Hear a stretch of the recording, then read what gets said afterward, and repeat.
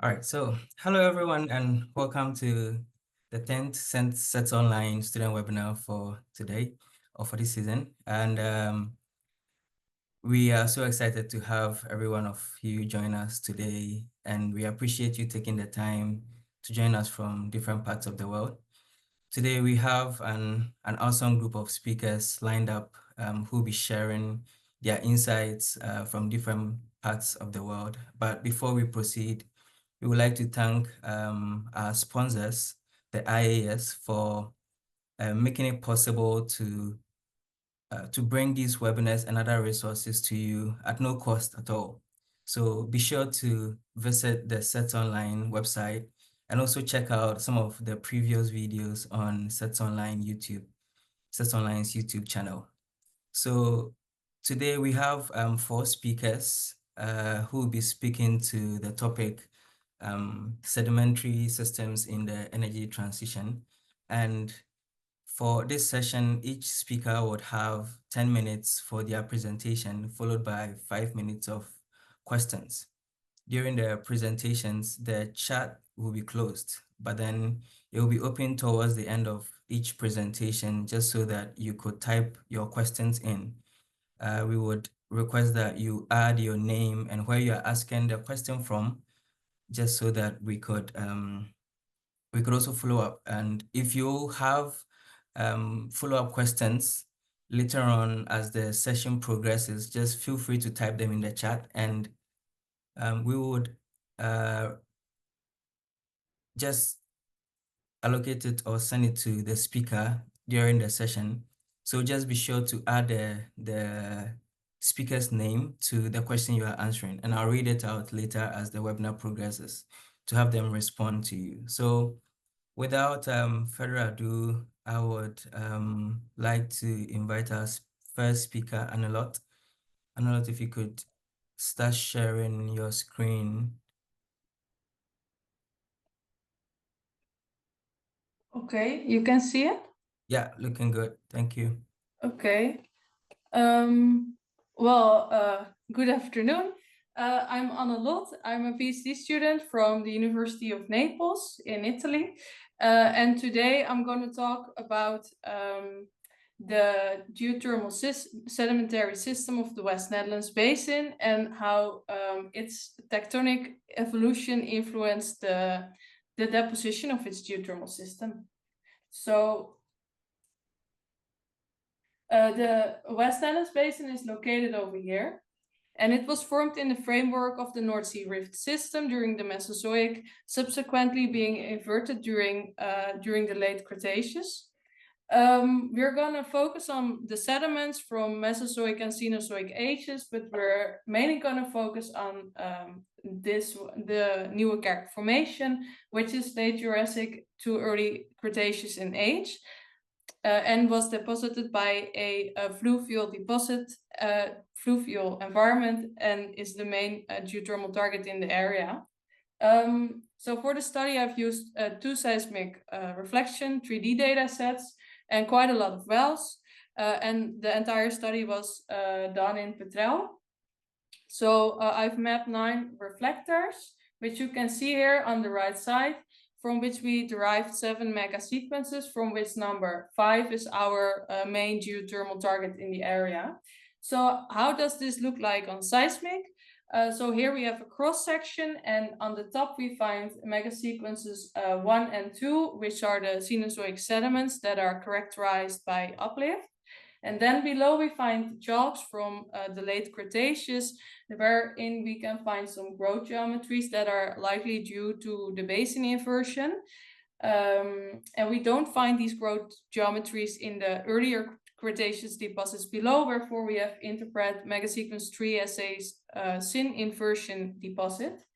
Then we find in light blue the main geothermal target, which is characterized by thickness variations and wedging, wherefore we have interpret this deposit as a synrift deposit. Below we can find the middle Jurassic deposits in dark blue, which are characterized by erosion on the structural height, for example over here. And then below we find megasequence 7, which is composed of the early Jurassic deposits, in which we also found some nice wedging shapes, for example over here, wherefore also this deposit was interpreted as a synrift deposit.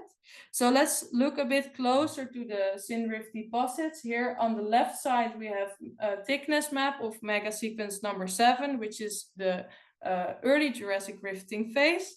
And on the right side, we have the second rifting phase that happened during the late Jurassic, and during which time the aquifer was deposited. So on the left side, we mainly see northwest-southeast elongated structures that were likely formed during a northeast-southwest extensional regime. And then if we go to the map on the right side, we also see north-northwest, south-southeast elongated structures that were likely formed by a west-southwest, east-northeast extensional regime, which also reactivated the previously formed faults and led to the development of narrow long-chain-shaped subbasins, which led to the compartmentalization of our aquifer with respect to a single rifting scenario. But then how did the deposition of the fluvial deposits of our aquifer look like in more detail? So let's take a closer look to the Nieuwerkerk formation, which is composed of 3 members with the rhododized claystone member on top, which on seismic looks like this, as it is composed of claystones. Then below we find the Delft sandstone member, which is sand prone and composed of delta plane meandering channels. And then below we have the Alblasserdam member, which makes up the biggest portion of the sequence and is composed of both continental meandering and braided river deposits that look like this. And we also find some claystone intervals and continental sandstones. And those continental sandstones are sheet sands or alluvial fan deposits that mainly appear on the bottom of the sequence. So on seismic, the seismic phases look the following. So here, not colored is the Nieuwerkerk formation, and we have the rhododized claystones on top. Then we have a thin layer of the Delft sandstones below, and then we have the Alblasserdam member. And what we can see is that the majority of the meandering, more parallel seismic phases are deposited in the top part of the member, while in the bottom part we find the braided river deposits. So we can interpret it like this. And then if we look more closely into this using amplitude maps for the 3 basins that are highlighted over here, and we use an RMS amplitude extraction for the multi-channel phases on the bottom and the meandering phases on the top, we get 2 maps. So here on the left side we have the lower interval with the braided river deposits, or the presumed braided river deposits, and on the right side we have the upper Alblasserdam interval, and we have interpreted the bright spots on the RMS maps as sand-prone units. This is based on the gamma ray logs, and the less bright spot as shield-prone. And well, we can interpret these maps by highlighting the bright spots. And then on the left side, for the lower interval of the Alblasserdam, we see a braided river system or anastomosing river system appear, and on the right side we see a more nicely, we see some meandering. For example, this one is quite nice. Yeah, we can also see this on the well logs. So we have the claystones from the rhododized claystone member on top. Then we have the Delft sandstone member below. And then for the Alblasserdam member, we can make a division into a shield-prone upper part with thin isolated channels and a sand-prone lower interval with thicker and interconnected sand bodies that might be of interest for geothermal production in the area, because currently the Delft sandstone member is the main geothermal target within this formation, but with quite a lot of projects being developed, maybe in the future, the lower Alblasserdam member might also be a nice target for geothermal projects. So when we combine what we know about the rifting phases and the sedimentary processes, we can individuate entry and exit points for the river system within these three subbasins that I've showed you. So here on the left side, we have a depth map for the top Triassic, which represents the early Jurassic rifting phase. And what we can see here is that this red fold is sinistrally offset by this white fold. We have a nice relay ramp over here, and we have a horst and graben structure with this area being the graben in this area. And then when we go to the right side, where we have a depth map for the base Nieuwekerk Formation, which is also the base for the late Jurassic rifting phase, we see that this red fold, where in the area where it was sinistrally offset, forms a weak spot, and which can likely act as a exit point for this basin. We see that the relay ramp might actually be a good entry point for a river system flowing into this basin, and we see that the previous graben might be a nice fluid flow pathway for a channel within this area. And then if we put these arrows onto the RMS maps, we can see that for the entry points, the more sand-prone areas are indeed located within the area of the presumed entry points for the basin. So that is over here where the previous graben was during the early Jurassic. And also here close by the relay ramp, we find some more sand-prone areas. And then for the exit point that was individuated for this basin, we see that the sand-prone areas seem to flow towards the exit point, also for the meandering belts that were interpreted. So to conclude, rifting led to a higher compartmentalization of the available accommodation space, and then the best locations to find sandstones for your geothermal production project are likely the central portions of the broad synclines, but due to faulting, the best locations within those central areas, it's dependent on the fault activity at the time, which is actually the best location. And then we recognize two seismic phases within the West Netherlands Basin. So we have a upper Alblasserdam and lower Alblasserdam interval, from which the lower Alblasserdam interval might be of interest for future geothermal projects, as we find possible connected sand-prone layers within this sequence. So that was it. Thanks for your attention. All right, thank you, Annelotte, for the awesome presentation. I believe the chat is now opened. If anyone has any questions, they can type it and I'll read it out to Annelotte.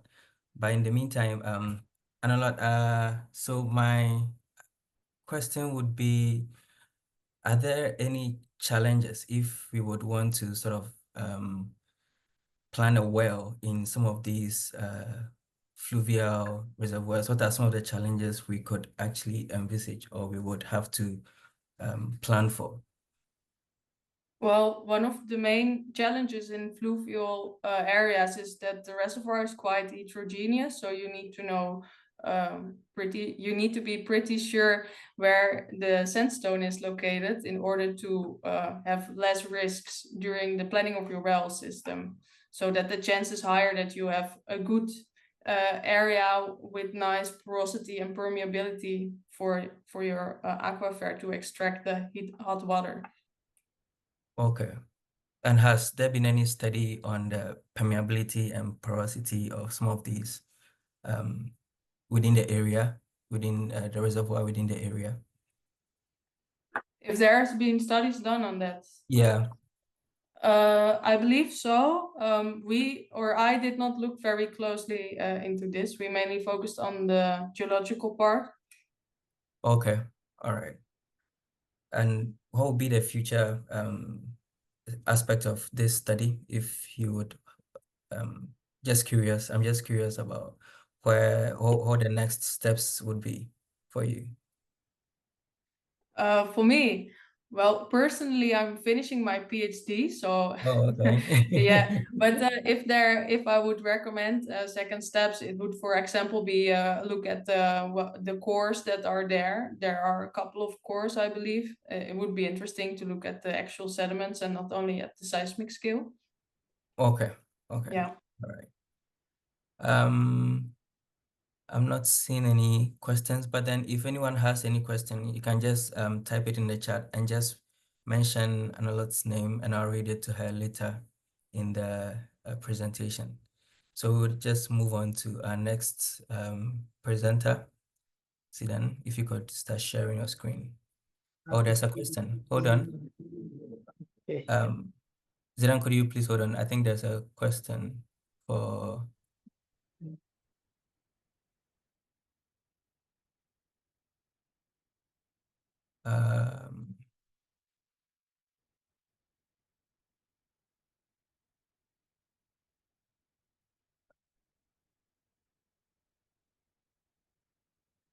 I can't see the question. So Zidan, let's just move on. I would read it out to Annelotte after you. All right. Okay, sure. Thank you. All right. Thank you.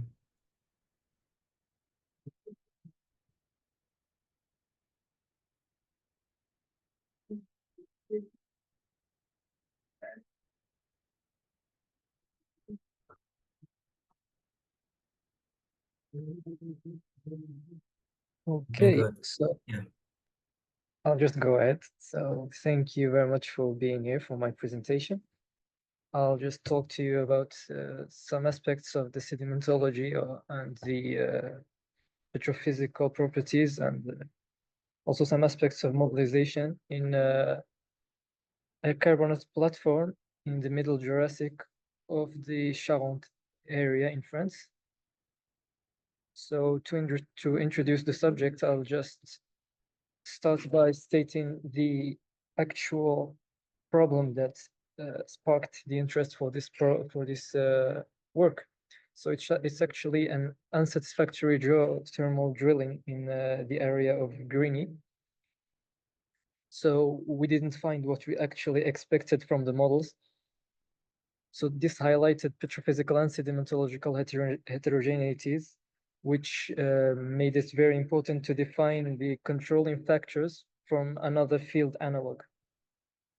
And it was found that the Battonian platform in the Charentes region was very much similar to the reservoirs in Grigny and Ivry in terms of sedimentological and stratigraphic properties. So the objective is now to just take samples from these analogs and upscale their microscopic observations and laboratory measurements at the analog scale.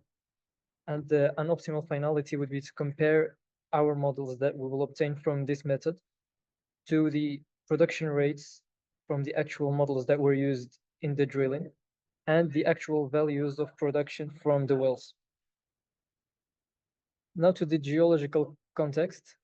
So we're in the northeast of the Aquitaine Basin, or we're like 500 kilometers south of Paris, near the city of Angoulême, where we can find this southeast-northwest oriented carbonate platform. It's characterized by an infralittoral prograding oolitic wedge, which is here. We can see it's on the slope of the carbonate platform. We can also see this distribution of of sedimentary environments that was defined previously by Andrieux. So we can see from proximal to distal, we can see a foreshore, open marine, shoal, and then our infralittoral prograding oolitic wedge, and finally auto slope environments. So this context was defined as an analog to the reservoirs that were previously mentioned. And the outcrops were chosen from 4 quarries, Combrune, Cosnoir, Duget, and Villonard, which we can see in this area here. Now to the methodology. So we started from the petrography. So we studied different facies. We identified every single facie, and we associated them to a previously documented classification done by Annelotte. And then we characterized also the diagenesis, considering the types of cements and also the quantity of cements. Adding to that, we also studied the petrophysical properties of plug samples. So we studied the porosity using the Archimedes method, and we studied the permeability using a handheld permeameter. We also looked at the velocities of P and S waves. And we also previously acquired a photogrammetric acquisition using drones, so we could generate a 3D outcrop model in which we will finally just incorporate all of our data. Now to the petrography results. So the different facies were presented here from the most distal to the most proximal. So we can find this mudstone to waxstone, which was alternating with marly layers, which was called facies A. And then facies B was a well-sorted Ooidal grainstone with good reservoir properties, which was also interchanging with a facies called facies C, constituted of intraclass trotstones, which was mainly localized under major stratigraphic discontinuities.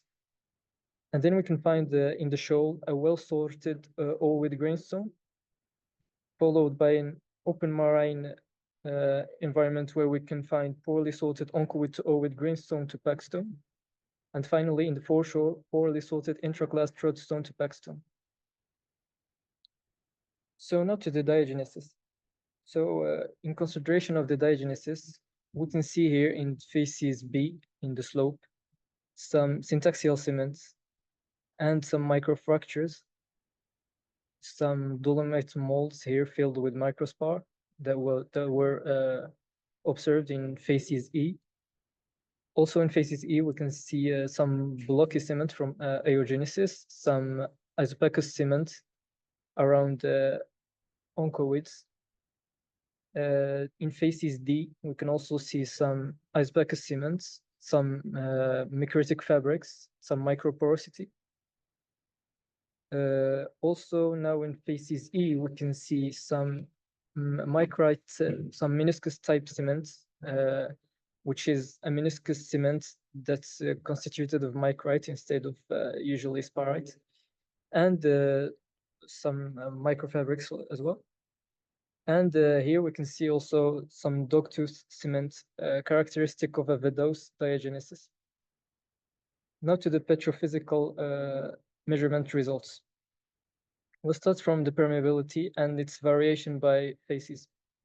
So in facies A that we can see here, we have a pretty low permeability, which is due to small grain size and a low degree of the dissolution. In facies B, the permeability is pretty high. This is probably due to good sourcing and of course, and the conservation of the initial porosity from the moment of deposition.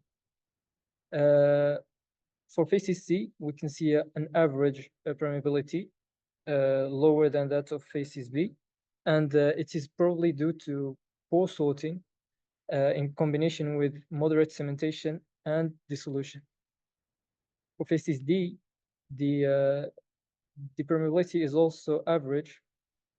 The sorting is good, but the problem is with the intense cementation, which closes the porosity. In facies E, we can see also an average permeability, poor sorting, and intense cementation and dissolution, which gives us this pretty variable signature. Same thing we can see in facies F, but for facies G, we have low permeability. This is due to intense cementation as well as poor sorting. Now we can go to the P-wave velocity by facies. So similarly, in facies A, we have a high velocity This is due to compaction, since micrite particles are more prone to compaction, and cementation by microsporites. For facies B, we have an expectably medium value of VP. For facies C, we have pretty high VP, which probably will be due to cementation. In facies D, we have 3 modes. This is explainable by the effect of early cementation, dissolution, and blocky cement. And also facies E, which has highly variable VP. This is also due to a wide spectrum of cementation and dissolution intensity. The same thing we can observe in facies F. So for the relationship between POA velocity and porosity, this relationship is usually follows this equation, which is called the Raymer-Hunt-Gardner equation. So we can see here that some of the points do follow the equation, but some don't actually follow it very well. So we try to explain why these points don't actually go along with the equation. So in facies A, we can see some dissolution of dolomite moles, which may explain why these points don't actually follow the equation. Microfractures will be also a problem for this correlation. You can see it here. Also moldic porosity in facies D, some pores inside the ooids, microporosity in facies E, and unconventional pore shapes, which will all in their entirety enhance compressibility. Now for the relationship between permeability and porosity, which will tell us the most about the reservoir properties. So for facies A, we can see here that the porosity and the permeability are both very low. So this can be considered as a seal, an impermeable layer. For facies B, it's the complete opposite. So it's pretty good permeability, also a good porosity. The other facies have different signatures, but they are all within the average permeability range, and they may have some more important porosity, but in terms of reservoir properties, that's still insufficient. Now to the controls on VP and porosity and their correlation. So what's made these two properties not correlate as it was expected? So it was found that moldic porosity and blocky cementation were the two properties or the two observations with the most impact on this decorrelation between VP and porosity. So we can see that the points where moldic dissolution is high and the points where cementation is high are the ones which are mostly uncorrelated with the equation. Now to the upscaling of the results to the outcrop model. Now this is our outcrop model as it was visualized after its acquisition and processing. And we then added our facies interpretations and our data from petrophysics, also our thin section observations. And we could finally just observe all the variations and the heterogeneities of the reservoir on the actual outcrop model. The same thing we just did using logs of petrophysical and sedimentological properties. So we added cementation intensity, dissolution intensity, permeability, porosity, P wave velocities, and S wave velocities, as well as some seismic responses computed from densities and P wave velocities. So I just gave the values from the Villeneuve quarry, but the same thing was done for the 3 other quarries that were also part of the study. So for the conclusions, the different microstructures observed lead to a variation in petrophysical and elastic responses that depends on the actual microstructures and also the diagenetic features. 3D outcrop modeling makes it much easier to visualize the evolution vertically and also horizontally of the rock properties and their petrophysical variations. What we have completed is the spatialization and correlation between petrographic and petrophysical observations, the characterization of the heterogeneities that were present in the study area. What we are currently doing is along with the work of Thomas, which is generating a static geological model from the outcrop model, which would allow us to interpolate our discrete results. And the further away perspectives would be a better delineation of observations through a correlation between cement types and their petrophysical and elastic characteristics, so a better correlation between these two properties, and also a review of the upscaling method, considering the elementary volumes, the representative elementary volumes. And finally, why not a dynamic model that will allow us to compare directly our fluid flow properties with the actual fluid flow properties from the drilling campaign. And here are some references if you want to get deeper in these subjects. And thank you very much for listening. Thank you very much, Zidan, for an awesome presentation. Just to remind everyone, the chat is now open. If you have any questions, you can type it in and I would read it out to Zidan. In the meantime, Zidan, could you please, how's the scale of this project? So what I'm trying to ask is, in your presentation, I realized it was initially you mentioned it would be like a small scale, right?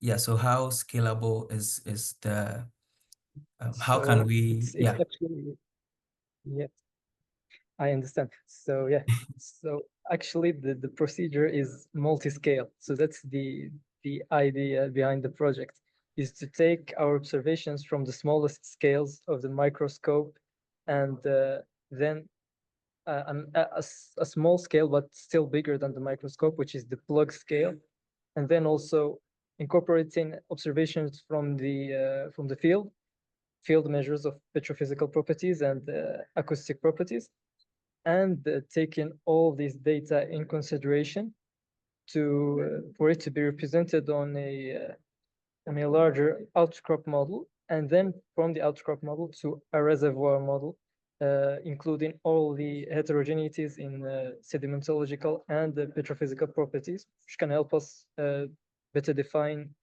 the reservoir properties for incoming projects of geothermal exploration. Okay. All right. We have a question from Annelotte. He says, very comprehensive study. Thanks a lot.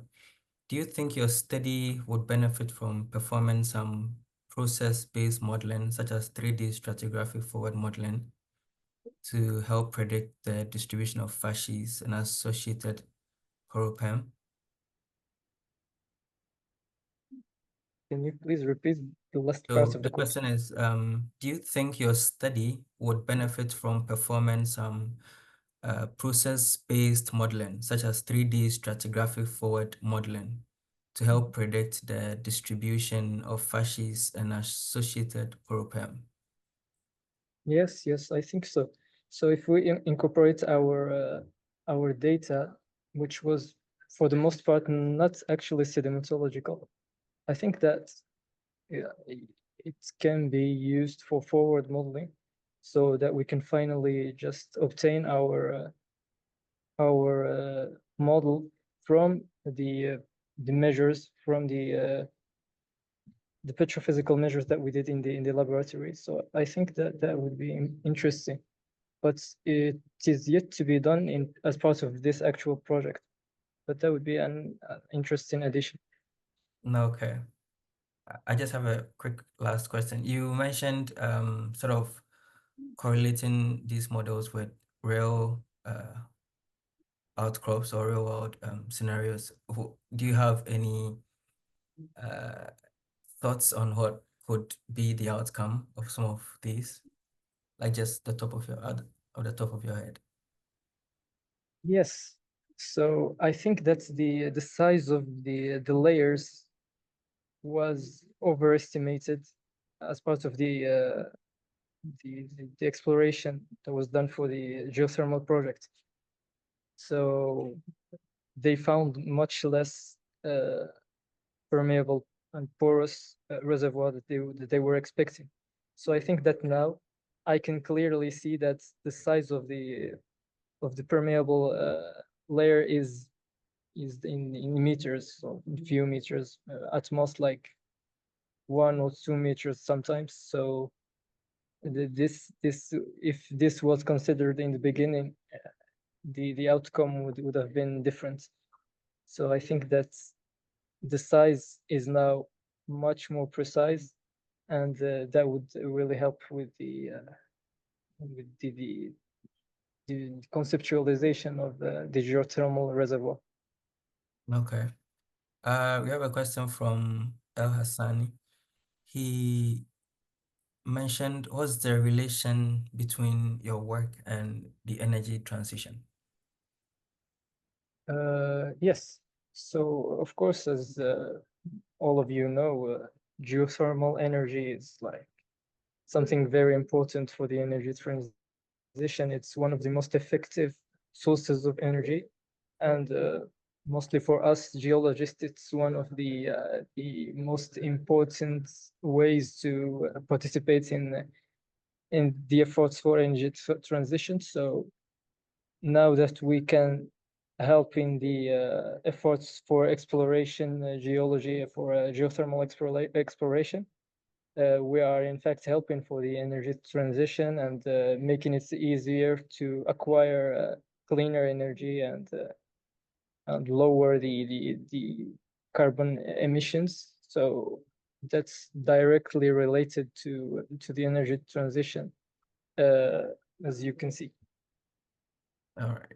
I hope Hassani is okay. If not, you could send the follow-up questions and we would get to it Sure. later. There are some questions for Annelotte, but I would just read them at the end of everyone's presentation, then Annelotte can attend to those. So thank you very much, Zidan. We would move on to our next presenter. Rioko, if you could start sharing your screen. Thank you. Thank you.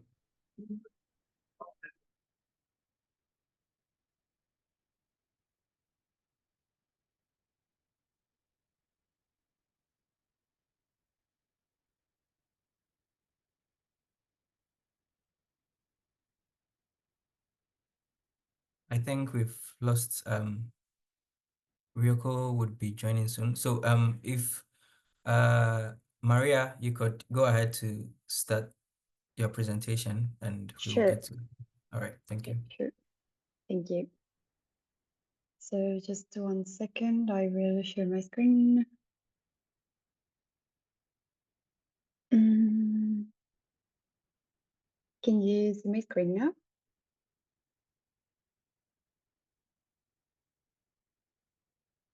Or can you see my screen? Yeah, we Yes, can. you can. All right. Yeah, okay, sorry. All right, thank you. Okay, no, thank you.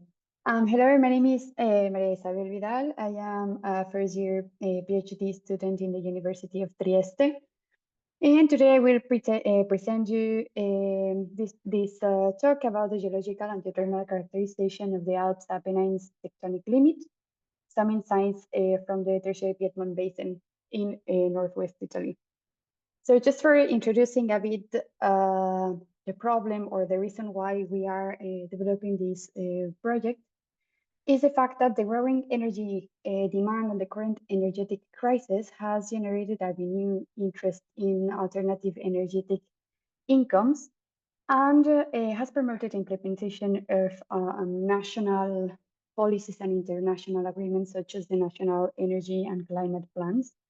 In the specific case of Italy, the geothermal energy since the 2019 represents 2% of the total energy generated in the country.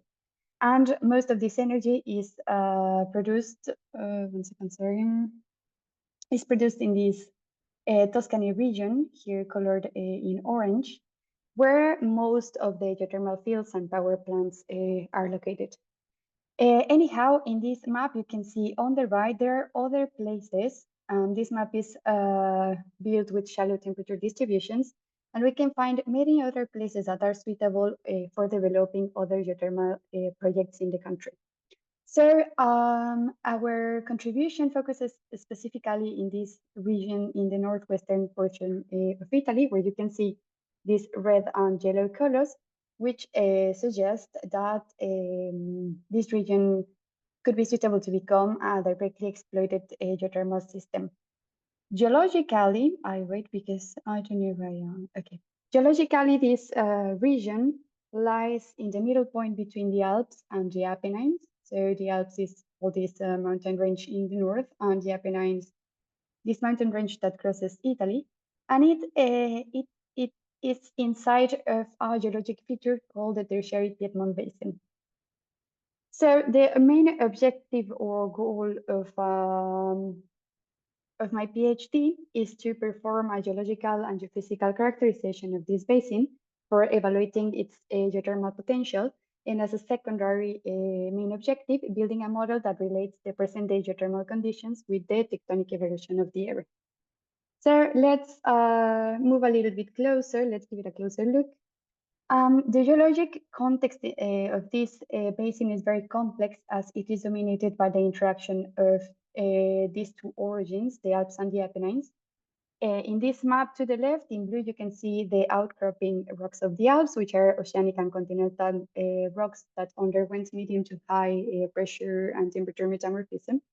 In green, we find the outcropping Apennines, which are mainly flysch deposits with low to no metamorphism. And in yellow colors, we see the Tertiary Piedmont Basin, which is a wedge-top basin seated on top of both the Alps and the Apennines. This basin is partially sepulted and sealed by the Pliocene and Quaternary successions. So what about the evolution of the area?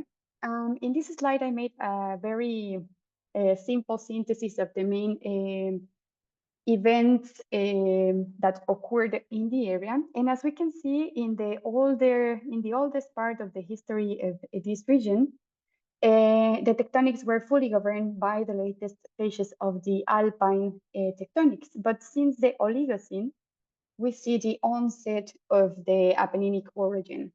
This onset changed the tectonic regime of the area. It produced the opening of the Liguro provincial basin and the rotation of the Sardinia and Corsica block.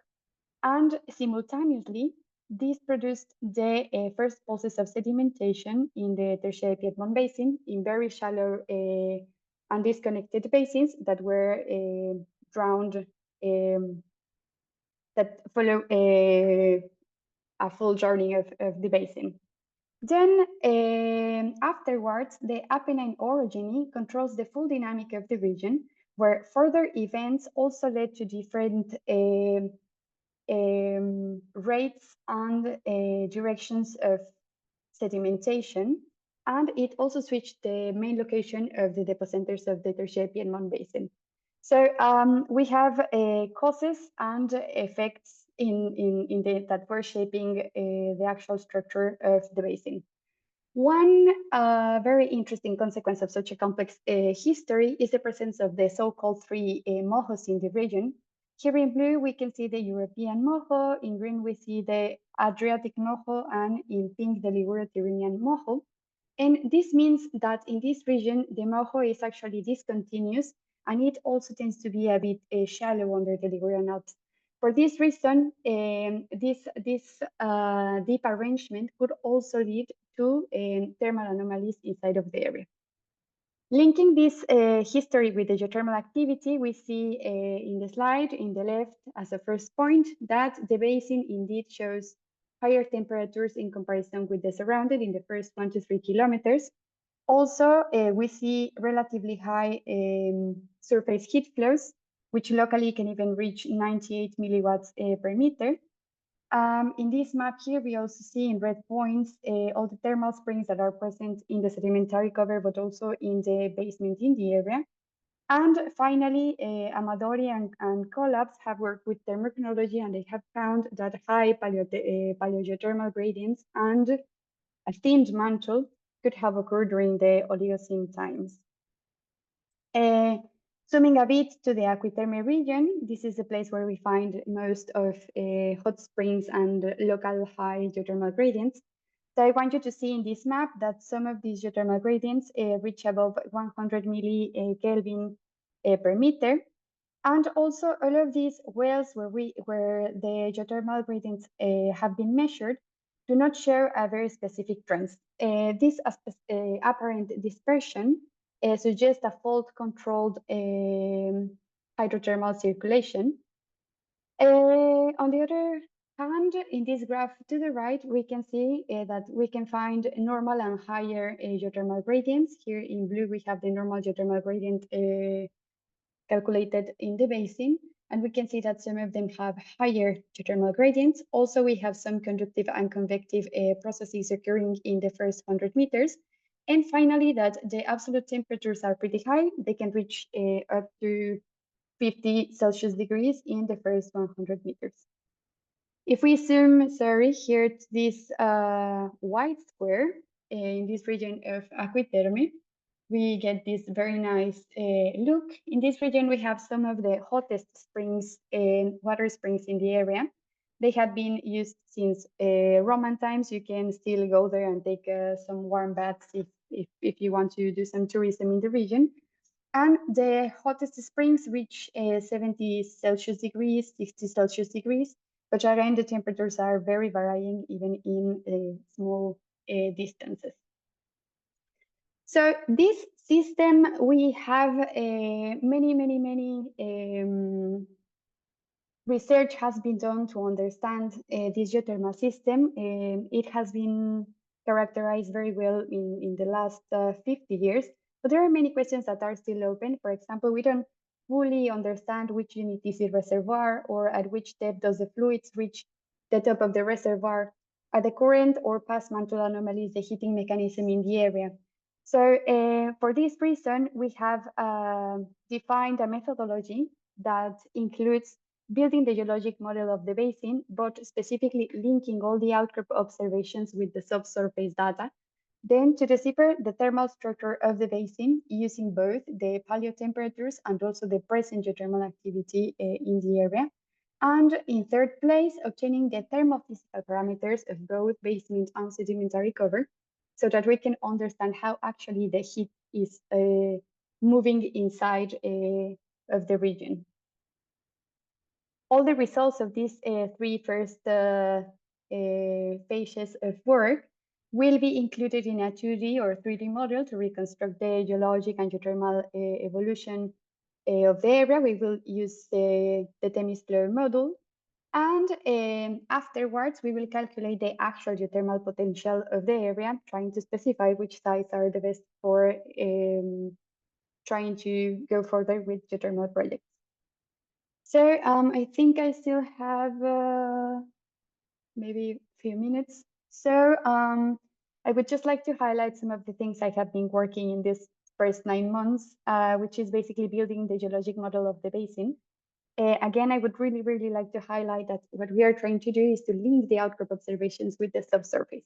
So the geologic model is the base of any research, and it actually will help us to answer these specific questions on the geothermal, from the geothermal point of view.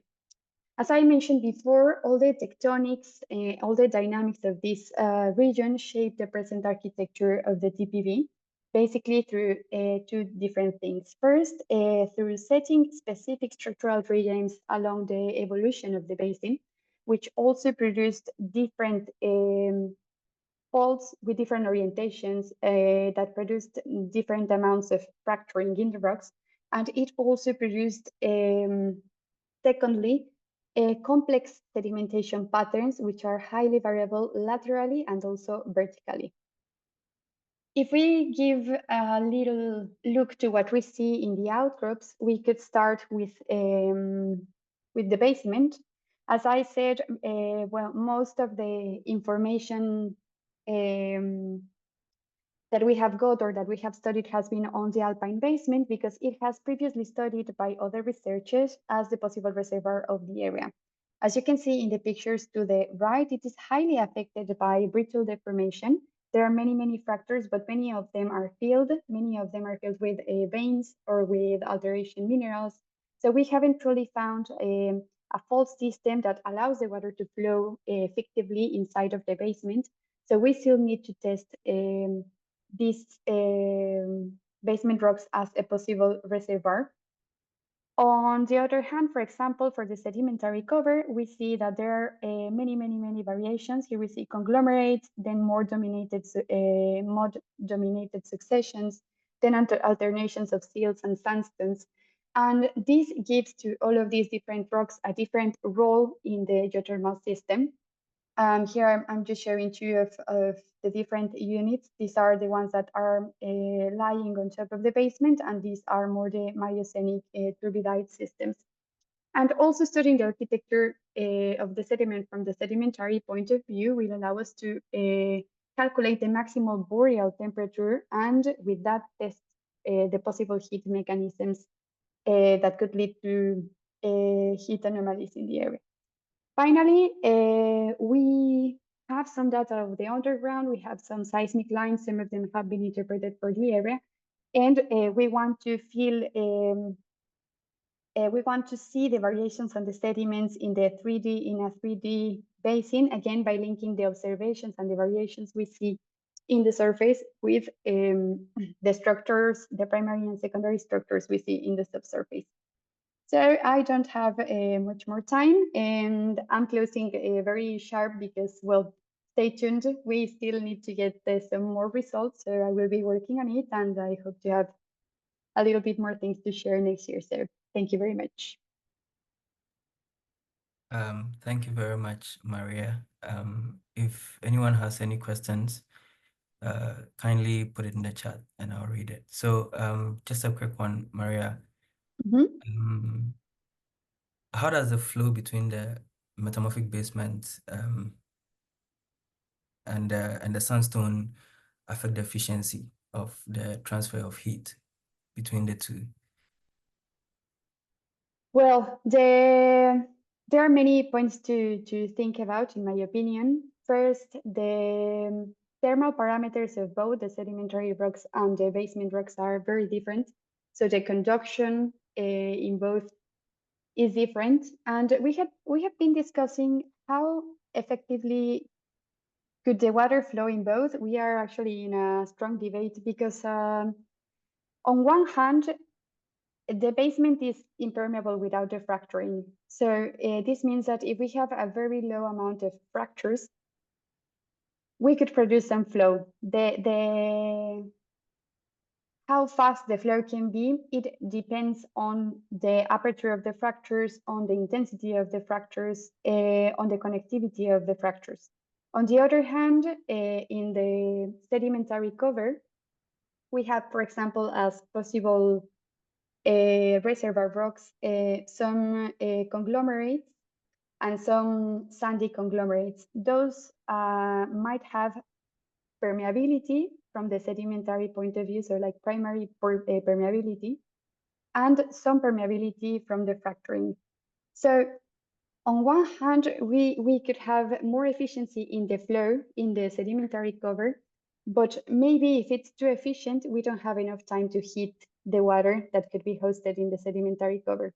And on the other side, if we could find a fault system that actually makes a very efficient way to move the water inside of the basement, okay, we could actually heat a bit more the water. I don't know if I'm answering your question. Yeah, it's okay. Thank you very much. We will just take our very last presenter for today, then we'll wrap up. Thank you. Thank you. Hi, Rioko. Hi, I'm so sorry about before. Hopefully it should work. Okay. Or is that the worst time? Okay.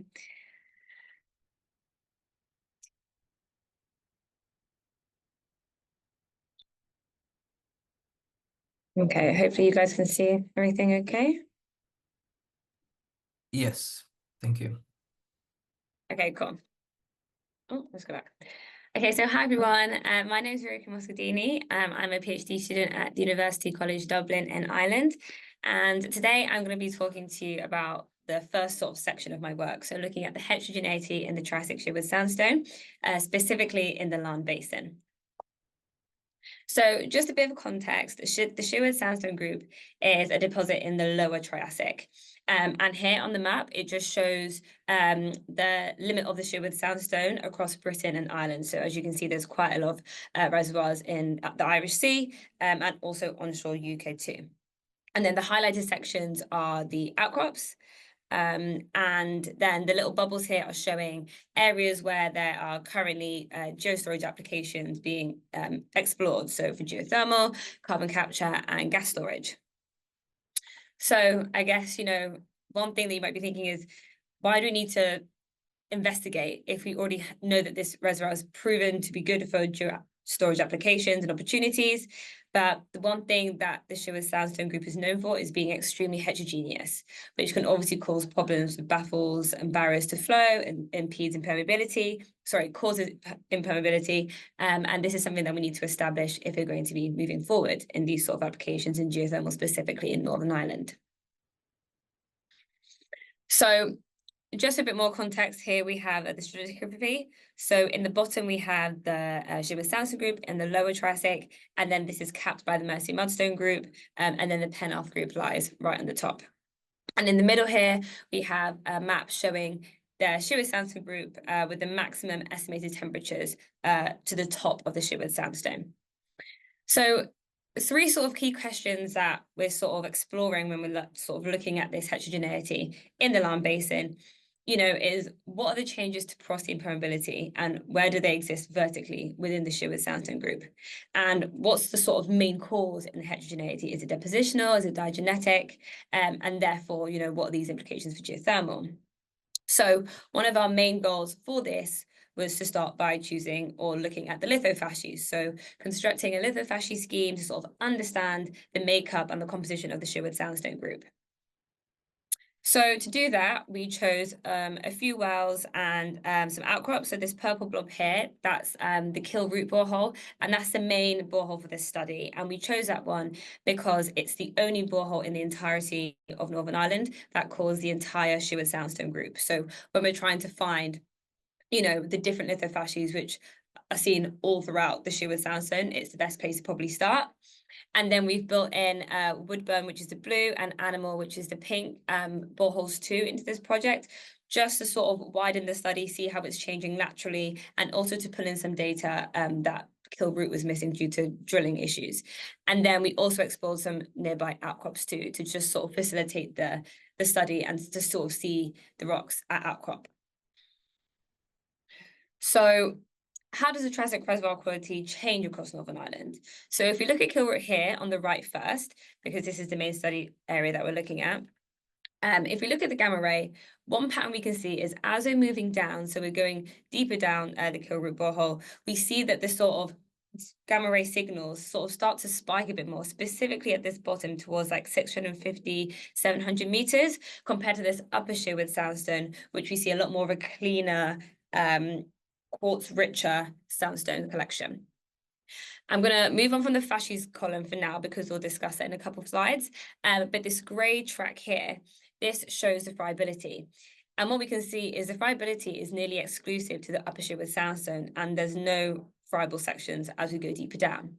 And finally, we have the permeability here, which is showing as we go further down borehole, we're seeing a decrease in permeability.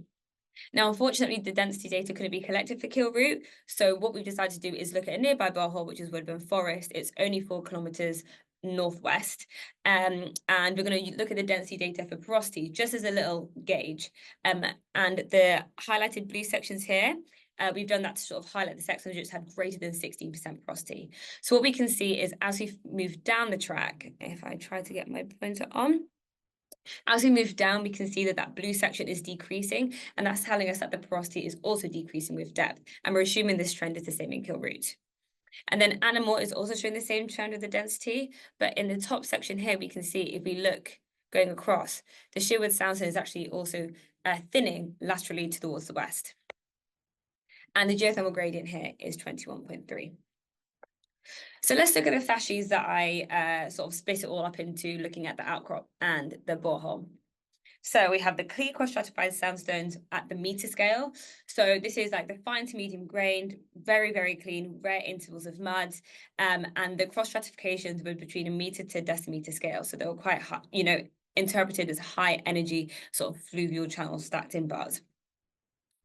Similarly, we also have another clean cross-stratified sandstone, but this is the decimeter scale. So, you know, the difference here is the difference in energy flow. So here in this sample, we had more decimeter to centimeter scale cross-stratified sandstones. And then finally, to sort of summarize the cleaner facies that we saw, we also have the thinly bedded ripple sandstone. So centimeter to low decimeter scale bedded sandstones, but with here, we had more common intervals of ripple laminations and some drapes too, which is a really nice example from the field there too. So next, we have the heterogeneity sandstone. So, you know, mainly sand, but there's a bit more mud interaction here. We've got the drapes, soft sediment deformation. And then on the flip of that, we've got the heterogenetic siltstone. So mainly siltstone, but there are, you know, these segments where we do have quite a bit of, you know, fine-grained sandstones. As you can see here in core, we had where the mud's dried out and then it's been infilled with sand.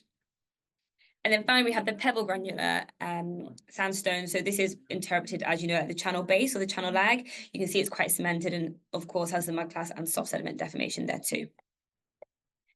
And then we have the muds. So very, you know, slow moving, not moving at all really, water systems, lakes, floodplains, just very rich in claystones and siltstones.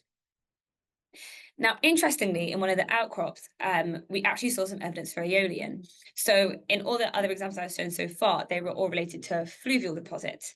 But here we have examples of aeolian. So here we have over the side of the dune where the grains are being cascaded over the top, you can kind of see the wind, the grain fall and the grain flow. And here you see segments where you've got some ripple laminations, and then we also have just plain laminated varying grain sizes. So, you know, there was interdunes where they were a bit wetter and drier. So just to sort of summarize Kilroot a bit more in terms of the facies what we saw there. So this is a segment of the upper Sherwood sandstone. So I've only got 45 meters here from 250 down to 295. But as we can see here, you know, there's these big sections of the great cross-bedded sandstones. You know, they're very, you know, coarser grained, big stacks of these high cross-stratification sections. And these yellow sections here are also showing the friability. The color-coded sections on the first track, closest to the numbers, is related to this. So what I did with the slides I've just shown you, I sort of categorized those into, okay, so would this facies be suitable or not suitable in terms of reservoir quality? So for instance, those first two that I showed you, the cross-stratification in those sandstone beds are associated with, you know, good porosity and permeability. So they were green, then we had the orange, and then we had the red. So we can see here that there's quite a lot of, you know, the facies associated with good porosity and permeability. Let's compare that to the lower section. So straight away, you can tell in the difference in the logs, we can see that it's a bit more finer grained. There's sections where there's more, you know, interbedded between the sandstone and mudstones. But there is still, you know, a lot of sections where even though the grain size is reduced, we're still associating that with facies related to good porosity and permeability. One thing to notice, which is really clear, the difference in terms of the upper and the lower, is the cement track. So on the slide before, there wasn't really any cement at all. And here, behind all the core, what we saw, it was fizzing and interacting with the hydrochloric acid, which I know was showing us that there was this sort of calcite cement there. So the main takeaway points from this is the upper is more coarser grained, whilst the lower Sherwood sandstone is more finer grained, and there's a higher percentage of cement here. Quick snippet of what we saw at the outcrops, just to blend that in too. So this is Scarborough Corridor, which is where we saw the aeolian. So here we saw mainly, you know, well, actually completely the facies which were associated with good porosity and permeability, you know, the sort of things that we look for when we're trying to find a good reservoir. Outcrop number 2, Strangford Lock, here we found it was just fluvial, and there was missing gaps because of what we could see in terms of the outcrop, but this was mainly fluvial and mainly, again, the green fascies. Similarly, for Sea Park, our final destination, we also saw just fluvial and mainly low angle crossbeds, but a high proportion of fascies which are quite homogeneous, and they're too also associated with that clean, good fascies that we're looking for. So again, the takeaway point from this, the fascies in majority of the outcrops and kill root are fluvial. However, Scrabo, we saw a mixture of aeolian and fluvial too. So to sort of blend that all together, what I've done here is just put it into pie charts, so just to sort of see the locations as well. So here is where we saw the aeolian, and these two are the other outcrops, and here is a borehole. So you can see that there is a blend of fascies within all outcrops bar Scrabo. But one thing that we need to do now to sort of further this data is, build the cross sections. Is Scrabo elevated? And therefore, Strangford Loch is a bit lower down, and something's eroded, and that's the reason we're not seeing aeolian in Strangford Loch. These are the questions we're now asking and now exploring.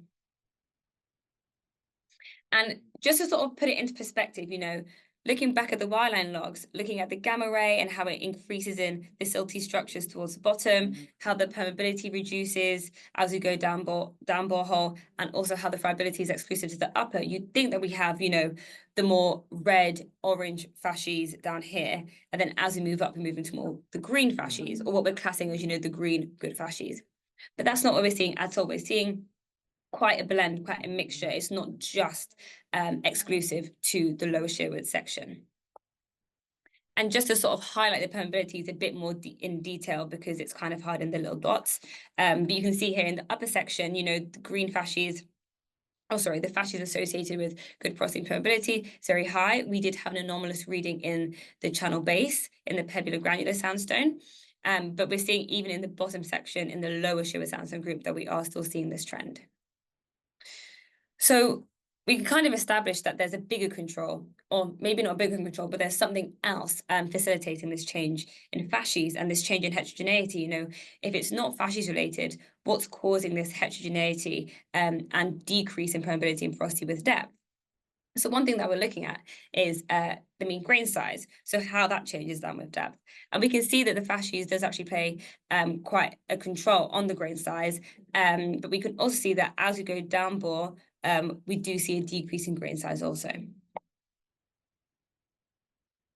I won't spend too much time on this because I'm sure I'm over time, but this is just a schematic that we made just to sort of show depositionally how things are changing within Northern Ireland in that basin that we're talking about.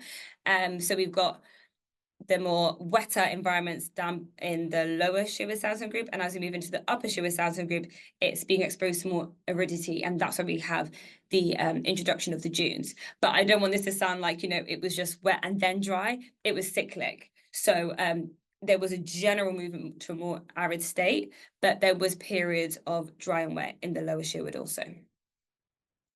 So just to summarize the key points and conclusions, predominantly fluvial and channel fascies host the better porosity and permeability. The fascies most heterogeneous are intervals with varying grain size, as well as a high shale proportion. And within the main borehole kill root, the porosity, permeability, and grain size all decrease with depth. And finally, the deposition environment that we interpreted was transitioning from a prograding river distal channel environment into a more fluvial dominated sequence in the upper Sherwood sandstone. And hopefully you will agree with me that this helps, understanding of the best places or, suitability of the Sherwood sandstone group as a reservoir for geothermal potential in Ireland. So yeah, thank you. All right, thank you. Thank you, Rioko. As always, the chat is open if you have any questions. Just a quick one. You compared your the main well with other units. So how different were the fascies of the two? There's the Anamog and the other with the Q root. Yeah, so we're actually doing that at the minute. We haven't looked at the cause for those just yet. We were just looking at the wireline logs to sort of build up the data that we were sort of missing for Kilroot. So just looking at the signals, we're seeing similarities, but yes, we need to look at the cores also and sort of see how the fascies are lining up. But some of the spikes, we've been able to correlate using the wireline log from Kilroot across, just based off, the big spikes and where we think that there's been some sort of flooding interval. But then does kind of get progressively harder as we move up. So yeah, we are going to incorporate the core as well into that. Okay, thank you very much, Rioko. No worries. We've gone a bit over time, and I apologize for that. We apologize for that. But there were a few questions for Annelotte. If you could just come back on and just answer that quickly. So Annelotte wanted to find out, do you have access to any core data that you could use to analyze in further detail the petrographic properties and reservoir qualities? Yeah, there are cores, a couple of cores, not so much, I believe. If you have a good idea how to study, you can access them, but I don't have direct access to them. Okay. And the second question was, is there outcrop analogs for the new work formation, or is it direct? I mentioned it wrongly. Is it directly exposed somewhere that you could consider for petrographic, diagenetic, and other classic sedimentological and petrographic analysis, just to sort of characterize the reservoir qualities? No, the formation is not outcropping. There are also at the moment no analog outcrops defined, but of course that can be done, I think. Okay. And there was the last one from El Hassan. He wanted to find out the relationship between your work and the energy transition. Okay, so my work focuses on geothermal energy, which is of course a green alternative to hydrocarbon ways of heating houses, industry, and horticulture. And my study area, the West Netherlands Basin, is the main locus of geothermal projects in the Netherlands. The data coverage is quite good, so it's like you can use it as a case study for geothermal production from fluvial heterogeneous reservoirs from inverted rift basins. So the lessons from this basin can be taken to other places on the earth with similar settings, I think. All right. Thank you very much. I hope everyone's questions have been attended to, and we would like to thank our presenters for an awesome presentation, and everyone who took time to be a part of this session. We appreciate you being here. And yeah, thank you to all our presenters from Mike Curtis. And we'll see you all in the next Seds Online webinar. Thank you.